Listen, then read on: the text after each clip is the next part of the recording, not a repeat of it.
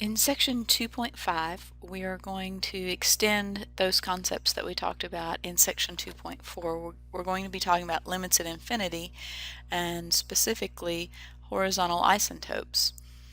A horizontal isotope is, as the name suggests, a horizontal line that your function approaches. Unlike a vertical isotope, your function may cross the horizontal isotope, which we will talk about later. But I just wanted to go ahead and mention that while we're defining them. A horizontal isotope is a place where as the function approaches infinity, that function gets closer and closer to that horizontal line. Let's evaluate this limit analytically. I'm going to use our limit laws, specifically the sum law for this one. I'm going to look at the limit as x goes to negative infinity of 2, the constant function 2, plus the limit as x goes to negative infinity of 10 over x squared. The limit of this constant function is 2, as we've looked at in the previous sections, plus the limit as I put a larger and larger negative number in here. Because of the fact that this x is squared, the negative itself will be squared. So if I put a negative 1 million times a negative 1 million, it will be a positive number. This will be very large. The very large denominator then makes this number very small, and it approaches 0. So the limit in this case is 2. So let's verify that with our graph. And notice that our function, as x approaches negative infinity, this function does indeed approach this value of y equal 2. Alright, let's look at the next one. I'm going to play the same game again. I'm going to look at the limit as x goes to infinity of this constant function 5 plus the limit as x goes to infinity of this sine x over square root of x. The limit of that constant function is a 5 plus the limit of this function. I don't really know. I mean, I think that since this denominator is going to infinity, I think that thing's going to go to 0, but I need a little better than that. So let's use, let's say, the good old squeeze theorem. I know that sine x stays in between 1 and negative 1 if I divide everything through by the square root of x. I can use those limit theorems, that the fractional exponent one that notes that this value here would, as x goes to infinity, so I'll take the limit of each one. The limit as this thing is going to infinity, this goes to 0, and this limit here also goes to 0, and since sine is in the middle, when I take that, and I probably should write down limit on here, limit as x goes to infinity for each one of these, limit as x goes to infinity, limit as x goes to infinity of each one of those. Seeing as the sine is in the middle, that lets me know that the limit, this whole thing right here, since he is both above and below the functions that I chose, and their limits all go to 0, then that says that this limit goes to 0, so therefore the total limit then goes to 5. Let's check that out and see. 1, 2, 3, 4, 5, I can see that this function is decreasing in oscillation and is, yes, going to that 5. This little blurb here is just to describe that when I don't have the case of a horizontal isotope and my limit as x goes to infinity is also either shooting up to positive infinity or negative infinity. Notice the even powers to the 4th, to the 6th, to the 8th, all shooting up as x goes to positive infinity. My function is also shooting up to positive infinity. Notice for my odd powers, similarly, the end behavior is the same. So let's write that down formally. Okay, we've set it, so let's write it down. The limit as x goes to infinity for, and they don't, but we'll call that f of x. As x goes to infinity, this guy is shooting up to positive infinity. The limit as x goes to negative infinity of this function, as x is going to negative infinity, this thing is also shooting up to positive infinity.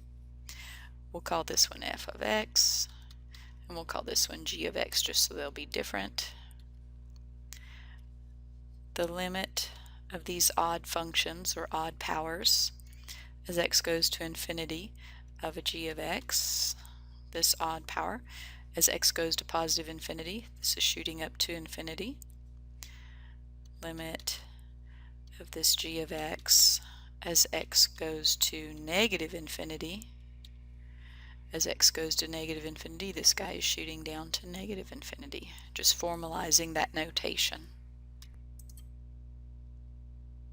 So we're going to formalize this with a theorem looking at limits at infinity when I have powers and polynomials. This first theorem, as x goes to infinity, and we just looked at this one, as x goes to infinity, if my n is even, then that limit is going to infinity. And same thing that we looked at the odd one, we saw that it went either to positive infinity or to negative infinity. We also looked at, and this is just formalizing everything that we've done with the theorems, if I have a power in the denominator and x is going to infinity, this limit will be going to 0. And for any polynomial, it's either going to go to positive infinity or negative infinity depending on the degree of the polynomial and that sign. So let's look at a few of them and see what they're talking about. We would like to know, the first off, the limit as x goes to positive infinity of this p of x, so of 3x to the 4th minus 6x squared plus x minus 10, and we're going to figure out what this might be. So first off, I need to make sure that I follow the theorem. I'm going to just play a little game with it first. I'm going to factor out, let's say, an x to the 4th. That would leave me with 3 minus, let's say, 6 over x squared plus 1 over x cubed minus 10 over x to the 4th. I'm going to use my limit laws and find the limit of each of these. This will give me limit as x goes to infinity of x to the 4th, and then the limit as x goes to infinity of each one of these.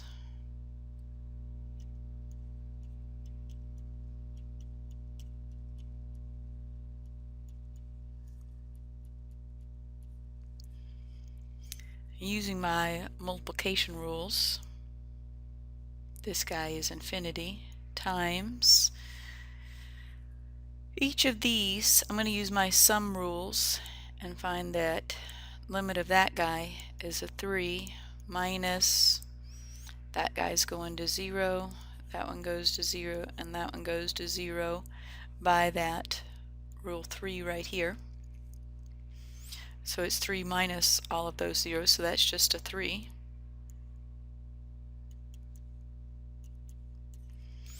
And with this, I can then officially say that this limit is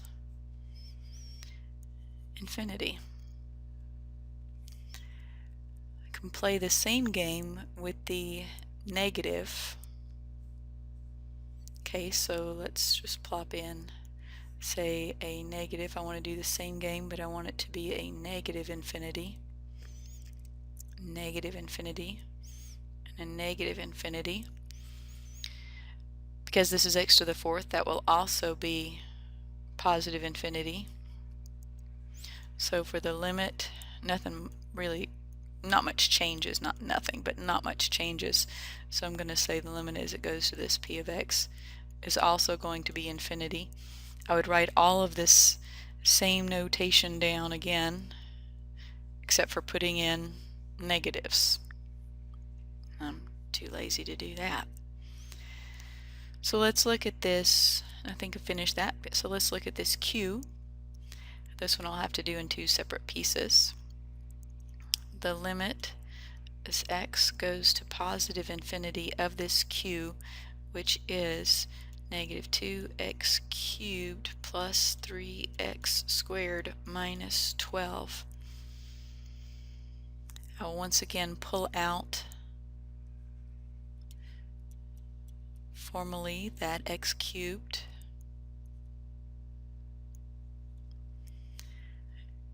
That will leave me with negative 2 plus 3 over x minus 12 over x cubed.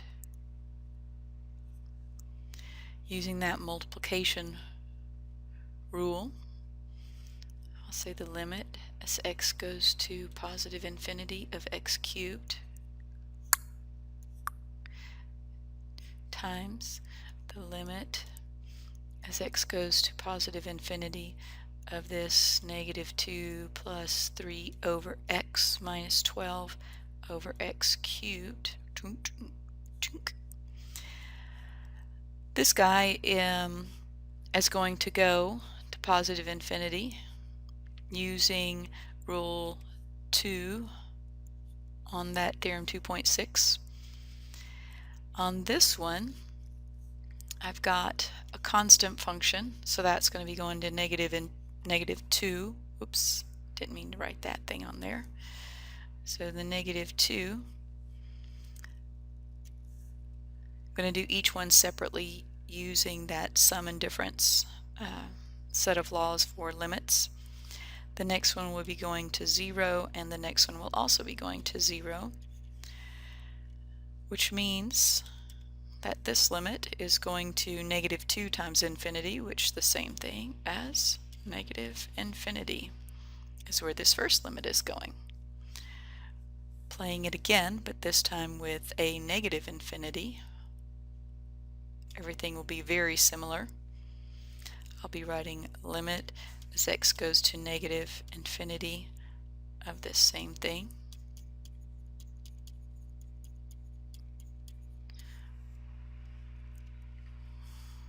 I'll make it look very similar, except for I'll have the limit as x goes to negative infinity, negative infinity of x cubed times limit as x goes to negative infinity of that same negative 2 plus 3 over x minus 12 for x cubed. And I will get positive, this will be negative infinity times negative infinity, so that'll be negative infinity. And on the next one, I'll get negative 2 plus the 0 minus the 0. That one probably should have been a minus, but it was a 0. And so negative infinity times negative 2 is positive 2 infinity, which is the same as infinity. There we have it. To look at this first function totally algebraically, we'll say the limit. We want the end behavior, so I've got to look at positive infinity and negative infinity. Limit as x goes to positive infinity for this guy, 3x plus 2 over x squared minus 1. One little trick is to divide each term by the highest degree. So I'm going to do that. Limit as x goes to infinity of 3x divided by x squared is 3 over x plus 2 over x squared. And I'm dividing everybody top and bottom. 1 minus 1 over x squared. Then I'm going to use my limit laws to take the limit first of the numerator and then the denominator, and then I'll use the sum and difference, so I can just take the limit of each term individually,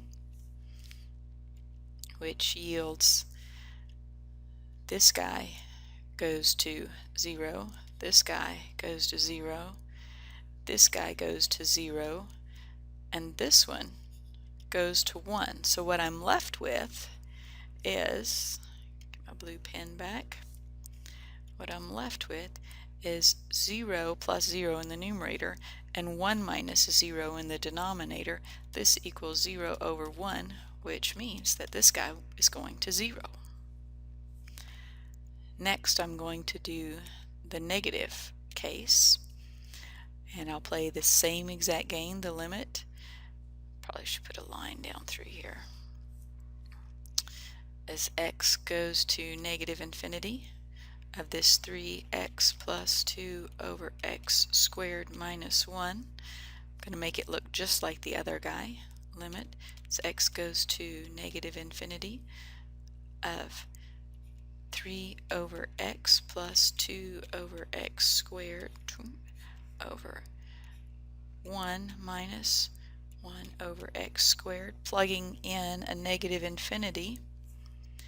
Each of these still goes to 0, and the negative infinity doesn't change the constant function. He still goes to 1, so this function also goes to 0. So the end behavior is as x goes to positive or negative infinity, my f of x goes to 0. And then they want me to look at the graph. So looking at this graph, I see that as x goes to positive infinity, this function is going to be approaching that y equals 0 value, and as x goes to negative infinity, it's going to also be approaching that y equals 0. Perfect. For the next function, we're going to pull the same trick. The limit as x goes to positive infinity, and I'm just going to go ahead, instead of writing all this down, I'm just going to go ahead and divide everything top and bottom by x to the 4th, because that's my highest power. So I will have 40 plus 4 over x squared minus 1 over x to the 4th, and then a 10 plus 8 over x squared plus 1 over x to the 4th. I can use the quotient and the sum and difference rules, and they will give me this guy goes to 0, this guy goes to 0, 0, and 0. These constant functions will then just yield the same thing that they are, which is 40 over 10, and this limit will be going to 4. Now for the next part, I'll look at the limit as x goes to negative infinity, and I'm just going to go ahead and write my function divided by that x to the fourth. 4 over x to the second minus 1 over x to the fourth, 10 plus 8 over x squared plus 1 over x to the fourth. Same thing, you're going to 0, you're going to 0, you're going to 0, you're going to 0, leaving me with 40 over 10 because I had a constant function over a constant function, and this limit is also going to 4. So as x goes to positive or negative infinity, my g of x is going to 4. Nice. I'm to compare these to the graph, and if I compare them to the graph, I see as x goes to positive infinity, my g of x is indeed going to 4 on either tail. So the end behavior is at either the positive or the negative infinity. This function's headed to 4. Let's go again. The limit as x goes to infinity for this, I'm going to divide everything through by x cubed, so that will be 1 minus 2 over, that would be x squared plus 1 over x cubed all over 2 over x, that would be what, squared, plus 4 over x cubed. Let's see what I get. That goes to 0, that goes to 0, that goes to 0, that goes to 0. This gives me 1 over 0. Oh wait, that won't work, so I can't do that. Okay, so let's try it again. It didn't work like it did for the others, so let's see what I might do. What happened was I had that 0 in the denominator, and I can't have that. So let's divide by something that I can't get a 0 in the denominator. What if I make it so that I have a 2 left over? So I'll just divide everything through by x. We'll try that. Limit as x goes to infinity, and x squared minus 2 plus 1 over x all over 2 plus 4 over x. Okay, this might work for me. So let's say you're going to 0, so you're out of here, and you're going to 0, so you're out of here. So let's see what I've got. What I've got left is, well, infinity squared, that would be infinity minus 2 all over 2. Well, that's legal. What that's really telling me, this thing's going to infinity. Okay. So it doesn't have a horizontal isotope. It's not going to one central location. So I bet it would be very similar for me to do the negative infinity. So let's do that. Oh, I don't want blue. So do purple. Limit as x goes to negative infinity, and I'm just going to leave it as the x squared minus 2 plus 1 over x all over 2 plus 4 over x. Let's see, you're constant. You're going to, what is negative infinity times negative infinity? That's positive infinity. Minus you stay the same. You go to 0. You go to 0. Okay, so this is legal, and this thing is still going to infinity. Well, I need to look at that picture. You'll notice in the section contents that the textbook did not give you a graph, but I wanted you to look at the graph of this because it is something that they told you to do. And as x approaches infinity, the function is moving up to infinity, and as x gets larger and larger and is approaching negative infinity, it is still going up to infinity. So in both cases it is doing that. So we would write it as x is going to positive or negative infinity, this, and I think they call this h of x, is going to infinity. And you could write those separately, it's just I'm lazy. Alright, so I'm going to do the next of this in part B of section 2.5 because it's getting long.